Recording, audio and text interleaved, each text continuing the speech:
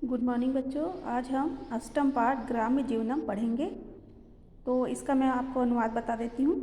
तो पहला पैराग्राफ आपका है, ग्राम्य जीवनम सुव्यवस्थितम से लेके बीजानी वपंती च तक। तो इसका अर्थ देखते हैं। गांव का जीवन सुव्यवस्थित होता है। गांवों में प्रायः सभी स्वस्थ होते हैं। वनों और नगरों का वैसा जीवन नहीं होता है। वस्तुतः गांव वन और नगर के बीच होता है। गांव में प्रायः सभी कृषक ही होते हैं। वे सुबह से लेकर शाम तक अपने खेतों में काम करते हैं और खेतों के चारों ओर जल से भरी हुई नालियाँ होती है। किसान खेतों को हल से जोतते हैं और नालियों के जल से उन्हें सींचते हैं और वहाँ बीज बोते हैं। तो ये आपका पहला पैराग्राफ हो गया। दूसरा पैराग्राफ देखिए, ग्रामाणाम परितः से लेकर लाभप्रदः संजातः तक।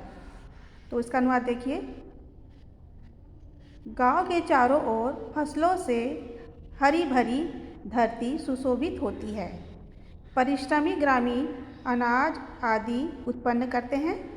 वैज्ञानिक उपकरणों की सहायता से अब यानी कि आजकल कृषि व्यवसाय लाभप्रद हो गया है। इसके बाद का पैराग्राफ देखिए, ग्राम पथिका नाम गोपाला नाम च से लेकर यथा लभ्यन्ते तथा न नगरेशु तक। तो इसका अर्थ देखिए, गांव के यात्रियों तथा ग्वालों यानी गाय चराने वाले के संगीत से मन प्रसन्न होता है। पेड़ निस्वार्थ ही फल और छाया प्रदान करते हैं। गांव में तोता, हंस, मयूर, कोयल आदि पक्षियां पूजते हैं। हिरन, गाय, भैंस, भेड़ आदि पशु चरते हैं। गांव में मनोरंजन पर कम खर्च होता है। धूल से सने हुए लड़के खेल खेलते हैं और जीवन रक्षा के लिए अत्यंत उपयोगी वायु, जल आदि गांव में अधिक मात्रा में जिस तरह से मिल पाता है उस तरह नगरों में यानी कि शहरों में नहीं मिलता। उसके बाद अगला पैराग्राफ देखिए, ग्राम्य जीवनम सदाचार संपन्न से लेकर समभूय प्रयत्न विधेय तक। ये आपका आखिरी पैराग्राफ है। तो इसका अर्थ भी देख लीजिए। गांव का जीवन सदाचार संपन्न तथा धार्मिक होता है। गांव वासियों के मन निर्मल यानी कि स्वच्छ होते हैं।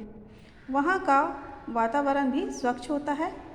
प्राचीन काल में यानी पुराने समय में गांव में वैसा विद्यालय, चिकित्सालय आदि की सुविधा नहीं होती थी जैसा कि आजकल है। फिर भी अब गांव में यदि सफल साधन उपलब्ध हो जाए तो गांव का जीवन इससे भी सरल और सुखकर हो सकता है।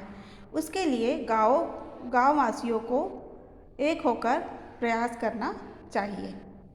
तो ये आपका पूरा पाठ का अनुवाद हो गया है और इसके जो प्रश्न उत्तर है वो मैंने व्हाट्सएप में सेंड कर दिया है, आप लोग उसे देख लेंगे।